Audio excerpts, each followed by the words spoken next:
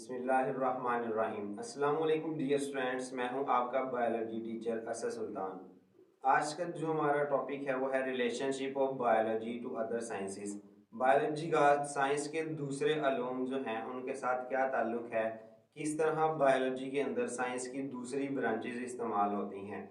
ठीक है, तो साइंस की डिफरेंट ब्रांचेस होती हैं। जब भी हम उन ब्रांचेस को डिस्कस कर रहे होते हैं तो अक्सर मौके ऐसे आते हैं, अक्सर प्रॉब्लम्स ऐसी आती हैं जहाँ पर हमें साइंस की दूसरी ब्रांचेस को यूज़ करना पड़ता है, उनके इल्म को इस्तेमाल करना पड़ता है किसी भी प्रॉब्लम को सॉल्व करने के लिए। ठीक है, तो इस तरह की जो अलूम होते हैं उनको हम इंटरडिसिप्लिनरी साइंसेस कहते हैं। ठीक है, the inter relationship among different branches of science can not be denied. यानी साइंस की मुख्तलिफ जो शाखें हैं उनके दरमियान जो आपसी ताल्लुक है उसको हम जुटला नहीं सकते। Biology includes information on various aspects of living things. ठीक है, बायोलॉजी में ऐसी मालूमात जानदारों से मुतल्लिक जो है वो शामिल हैं, but this information relate to the other branches of science as well. ठीक है, जानदारों के मुख्तलिफ पहलुओं के ऊपर ऐसी मालूमात बायो में शामिल हैं जिसमें हमें जो बायो की दूसरी जो साइंस की दूसरी शाखें हैं उनमें भी इस्तेमाल करनी पड़ती हैं। Each branch of science has relationship with all other branches. Science की हर शाख का जो ताल्लुक है उसकी बाकी शाखों के साथ भी होता है। फॉर एग्जाम्पल, मिसाल के तौर पर, when studying the process of movement in animals, जब हम जानवरों के अंदर जो हरकत हैं उनका मुताला कर रहे होते हैं, the biologist have to refer to the laws of motion in physics. तो बायोलॉजिस्ट को फिजिक्स के कवानीन का जो रेफरेंस है वो देना पड़ता है। This form the basis of interdisciplinary sciences. तो ये इंटरडिसिप्लिनरी साइंसेज की बुनियाद बनाते हैं। यानी जब भी हम कोई बायो के अंदर केमिस्ट्री या फिजिक्स का, मैथ का, इकोनॉमिक्स का या जियोग्राफी का नॉलेज इस्तेमाल करते हैं, ठीक है, इस तरह इनके अलावा और बहुत सारी चीज़ें हैं बायोलॉजी के अंदर। जब बायोलॉजिस्ट जानदारों को स्टडी कर रहे होते हैं तो साइंस की दूसरी शाखों के नॉलेज को भी उन्हें इस्तेमाल करना पड़ता है बाज़ जगहों पर। तो ये इंटरडिसिप्लिनरी साइंसेस कहलाते हैं। ठीक है, जिनको हम बारी बारी डिस्कस करते हैं। तो सबसे पहले जो हमारे पास है वो है बायोफिजिक्स। अब नाम से जाहिर है कि बायो के अंदर जो फिजिक्स हैं उनके लॉज और प्रिंसिपल्स जो हैं वो इस्तेमाल करने पड़ते हैं। इन deal with the study of principle of physics. इनका जो ताल्लुक है फिजिक्स के उन कवानीन से मुतल्लिक है which are applicable to the biological phenomena, जिनका अतलाक बायोलॉजिकल मज़ाहर पर होता है। यानी बायोलॉजी के काम हैं, फिनोमेना जो मज़ाहर हैं यानी जो अमाल हैं उनके ऊपर एप्लीकेबल अतलाक। यानी जब हम प्रैक्टिकली किस चीज़ को इस्तेमाल करते हैं तो उसको हम इतलाक यानी प्रैक्टिकल्स एप्लीकेशन कहलाती हैं। ठीक है, तो जब भी बायो के अमाल को स्टडी करने के लिए हमें फिजिक्स के प्रिंसिपल्स, उनके कवानीन को जो है वो अप्लाई करना पड़े तो हम उसको बायो फिजिक्स कहते हैं। For example, there is a similarity between working principle of lever in physics. Physics के अंदर लीवर के काम करने का तरीका and limbs of animals in biology, और बायोलॉजी में जानवरों के लिम्स का, लिम्स से मुराद है बाजू और टांगे। ठीक है, अब ये दोनों जो पोर्शन हैं बॉडी के वो लिम्स कहलाते हैं। अब जो दोनों बाजू हैं उनको हम अपर लिम्स कहते हैं और जो दोनों टांगे होती हैं उनको हम लोअर लिम्स कहते हैं।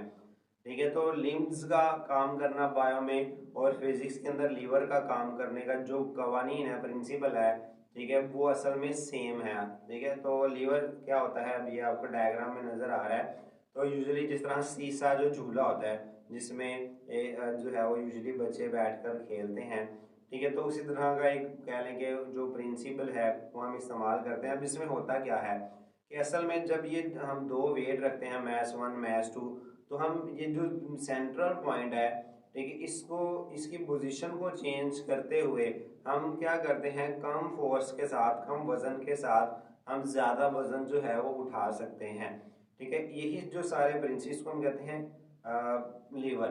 ठीक है, यूजुअली हम क्या करते हैं जब हमें कोई भारी चीज़ उठानी है या किसी चीज़ से सरकानी होती है तो हम क्या करते हैं कि एक रॉड लेते हैं, जैसे ये लकड़ी जो है वो हमें वुडन कह लें कि एक स्लैब है, लकड़ी की एक स्लैब है। तो इस तरह हम एक लंबी सी रॉड लेते हैं और उसके नीचे लाइक अगर हमने ये एक भारी वजन उठाना है तो हम वो स्लैब के नीचे कोई भी पत्थर या कोई चीज, किसी भी चीज़ का जो टुकड़ा है वो रखते हैं और एक रॉड के तहत जो है वो हम उसको ऊपर की जानिब उठाते हैं। ठीक है, तो यही प्रिंसिपल जो है वो बायो के अंदर इस्तेमाल होते हैं। ठीक है, तो बायो में भी असल में हम जब लिम्स को इस्तेमाल कर रहे होते हैं, लाइक अगर हम हैंड को देखें तो हम क्या असल में हमारे जो बाइसेप्स हैं, बाइसेप ट्राइसेप, तो असल में हम यहाँ से फोर्स लगा रहे होते हैं जो एक्चुअली इस पॉइंट पे एल्बो पे एक्ट कर रही होती है, और हम जो है वो अपने हैंड वाले पॉइंट पर यहाँ से जो है उस फोर्स को या उस लोड को उठा रहे होते हैं। ठीक है, तो जो कि लाइक जैसे ये लीवर है वैसे ही है कि असल में हम फोर्स अगर यहाँ पर लगा रहे हैं वो यहाँ पर इम्प्लीमेंट हो रही है, और यहाँ से जो फोर्स कह लेंगे जो वेट है वो हम ऊपर की जानिब उठा रहे होते हैं। ठीक है, तो यही प्रिंसिपल ह्यूमंस के अंदर काम करता है। ठीक है, तो इसे हम बायो फिजिक्स कहते हैं। सेकंड जो है वो हमारा है biochemistry. Biochemistry it deal with the study of chemistry of different compounds and processes occurring in living organism. अब केमिस्ट्री में हम स्टडी करते हैं केमिकल रिएक्शंस और केमिकल कंपाउंड्स को। अब रिएक्शंस किस तरह होते हैं, किस टाइप्स के होते हैं, कंपाउंड्स की कौन कौन सी वैरायटी हैं। जब हम नॉर्मली इन चीज़ों की कंपाउंड्स की स्ट्रक्चर, कंपोजिशन या केमिकल रिएक्शन की स्टडी कर रहे होते हैं तो उसको हम केमिस्ट्री कहते हैं। लेकिन जब यही केमिकल कंपाउंड्स, यही केमिकल रिएक्शंस जानदारों के अंदर पाए जाएंगे तो जाहिर है जब जानदारों के अंदर पाए जाएंगे तो हमें बायो का जो वर्ड है, बायो की जो टर्म है वो इस्तेमाल करना पड़ेगी। ठीक है, तो जब जानदारों के अंदर होने वाले केमिकल रिएक्शन और जानदारों के अंदर पाए जाने वाले जो कंपाउंड्स हैं, जब हम उनकी स्टडी करेंगे तो हम उसको बायो केमिस्ट्री कहेंगे। It deal with the study of chemistry of different compounds and processes occurring in living organism।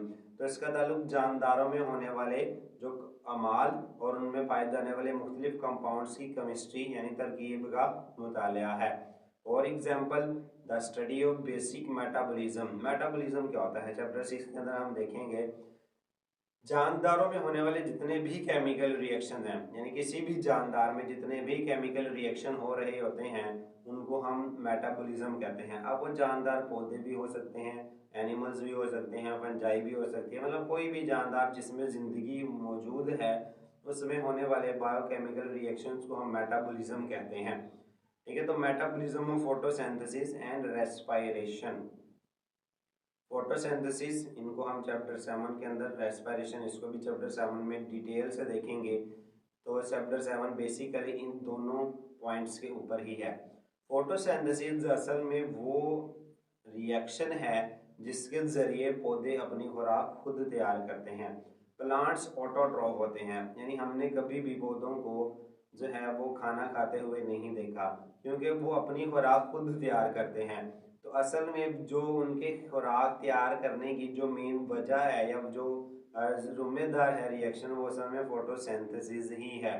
ठीक है, रेस्पिरेशन क्या है, रेस्पिरेशन कहते हैं वो रिएक्शन जिसके जरिए कोई भी जानदार एनर्जी हासिल करता है।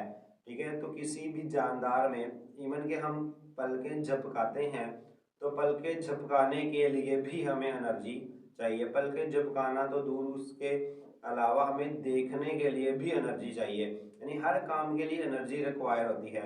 और वो एनर्जी पैदा करने वाला जो प्रोसेस है वो असल में रेस्पिरेशन है। जब भी हम खाना खाते हैं उस खाने के अंदर जो भी ग्लूकोज मौजूद होता है उस ग्लूकोज की ब्रेकडाउन, उसको तोड़कर उससे एनर्जी निकालने का जो प्रोसेस है वो असल में रेस्पिरेशन होता है। तो फोटोसिंथेसिस और respiration involve the knowledge of chemistry, तो इसके लिए हमें केमिस्ट्री के जो असूल हैं वो अप्लाई करना पड़ते हैं। नेक्स्ट जो है वो बायोमैथमेटिक्स या इसको हम बायोमेट्री भी कहते हैं। It deal with the study of biological processes using mathematical techniques and tools.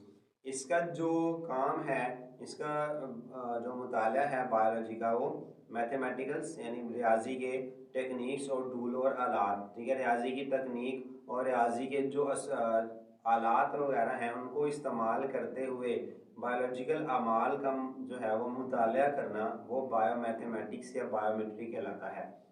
तो इसको हम चैप्टर नंबर 2 के अंदर डिस्कस करेंगे। लास्ट वाले टॉपिक्स में हम इसको पढ़ेंगे कि जब भी साइंटिस्ट कोई भी एक्सपेरिमेंट्स करते हैं, उन एक्सपेरिमेंट से जो भी डाटा इकट्ठा होता है, डाटा से मुराद है कोई भी इंफॉर्मेशन, ठीक है, एनी इंफॉर्मेशन, जो नाम किसी चीज़ का नाम हो सकता है, डेट्स हो सकती हैं, तारीख हो सकती हैं, वैल्यूज़ कुछ मिकदारें हो सकती हैं, मतलब एनीथिंग जो हमें ऑब्जर्वेशन और जो है एक्सपेरिमेंटेशन के नतीजे में, मुशाहदे और तजर्बात के नतीजे में मिलता है, उसको हम जो है वो डाटा कहते हैं।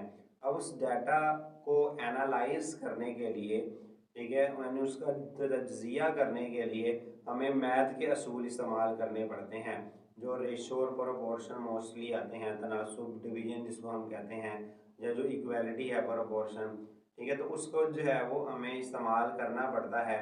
ठीक है, तो अब ये मैथ के असूल्स हैं जो बायो के अंदर हम इस्तेमाल कर रहे हैं। ठीक है, तो इसे हम बायो मैथमेटिक्स या बायोमेट्री कहते हैं। नेक्स्ट जो है वो है बायो जियोग्राफी। बायो मीन जानदार, जियो मीन लाइफ। ठीक है, जियो का मतलब होता है हमारे पास ज़मीन, and graphy mean graphical distribution, यानी जब हम ज़मीन को मुख्तलिफ खितों के अंदर मुख्तलिफ हिस्सों में डिवाइड करते हैं। It deal with the study of occurrence and distribution of different species of living organism in different geographical region of the world। ठीक है, इसका जो ताल्लुक है वो दुनिया के मुख्तलिफ जोग्राफियाई इलाकों, ठीक है, different geographical regions of the world, दुनिया के मुख्तलिफ जोग्राफियाई इलाकों में, ठीक है, क्या चीज़ स्टडी करना, ऑकरेंस, मौजूदगी, एंड डिस्ट्रीब्यूशन और तकसीम, किस चीज़ की, of different species of living organism, जानदारों की, यानी दुनिया के मुख्तलिफ इलाकों में, मुख्तलिफ जोग्राफी इलाकों में जानदार कौन कौन से मौजूद हैं और कितनी कितनी स्पीशीज़ मौजूद हैं, इस चीज़ की स्टडी को हम बायोजियोग्राफी कहते हैं। अब इसके एप्लीकेशन क्या है, इसकी इम्पोर्टेंस क्या है। इसकी इम्पोर्टेंस समझने के लिए पहले हम एक कॉमन एग्जांपल लेते हैं। अगर मैं आपको कहूँ कि एक मुल्क है जहाँ पर सारा साल सर्दी रहती है, ठीक है, यानी सारा साल बर्फ़ रहती है, बर्फ़बारी पड़ती है वहाँ पर, ठीक है, और वहाँ का टेम्परेचर माइनस के अंदर ही रहता है सारा साल। तो आप वहाँ के लोगों का जो रहन सहन है, जो रिहाइश है, उसको इमेजिन करें।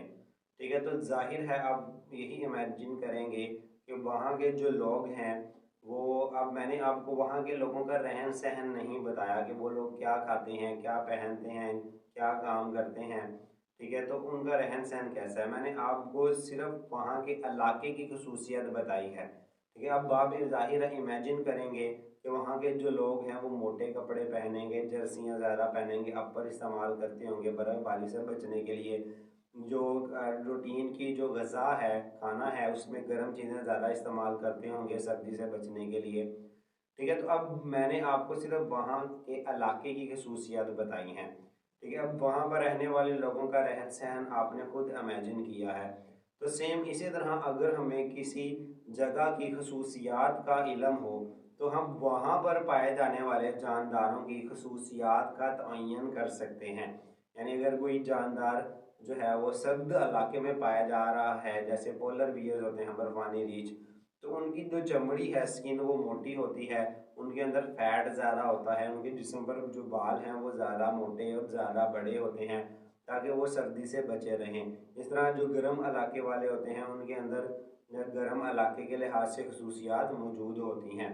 तो it applies the knowledge of characteristic of particular geographical region, तो मुख्तलिफ जोग्राफियाई, मखसूस जोग्राफियाई इलाकों की खसूसियात के इल्म को इस्तेमाल करते हुए to determine the characteristics of living organism found there, हम वहाँ पर पाए जाने वाले जानदारों की खसूसियात का तयन कर सकते हैं, उनको मालूम कर सकते हैं। नेक्स्ट जो हमारे पास है वो बायो इकोनॉमिक्स है। इकोनॉमिक्स यानी माशियत, ठीक है, इकोनॉमी माशियत, यानी पैसे के लिहाज से, नफ़ा नुकसान के लिहाज से किसी चीज़ को स्टडी करना इकोनॉमिक्स या इकोनॉमी कहलाता है। ठीक है, तो bio economics is deal with the study of organism from economical point of view, माशी लिहाज से जानदारों की स्टडी करना बायो इकोनॉमिक्स कहलाता है, यानी नफ़ा नुकसान के लिहाज से। एक साइंस जो है वो किसान है, उसने गंदम की फसल, अब चूँकि फसल है, प्लांट्स हैं, तो लिविंग ऑर्गेनिज्म के अंदर आते हैं ये भी, ठीक है। तो अब एक किसान ने जो है वो अपनी फसल उगाई है, उसको लेट्स सपोज के ऊपर उसकी कॉस्ट जो है वो आती है 50 लाख। ठीक है। अब वो उसको सेल करता है, अब उसकी सेल प्राइस जो है वो 70 लाख है। तो हम जो है वो सेल प्राइस कॉस्ट प्राइस को जमा माइनस करके, ठीक है, तो उसमें निकाल सकते हैं कि उसको प्रॉफिट हुआ है या लॉस हुआ है। या अगर वही उसका जो कॉस्ट है वो 50 लाख है और उसकी जो सेल है वो 40 लाख है, तो उसको नुकसान हुआ है। तो इस चीज़ की स्टडी को हम बायो इकोनॉमिक्स कहते हैं। The cost value and profit value of the yield of wheat, गंदम की जो पैदावार है उसकी हम कॉस्ट वैल्यू या profit value can be calculated, निकाल सकते हैं थ्रू बायो इकोनॉमिक्स को इस्तेमाल करते हुए। एंड बेनिफिट्स और लॉसेस, ठीक है, जो फ़ायदे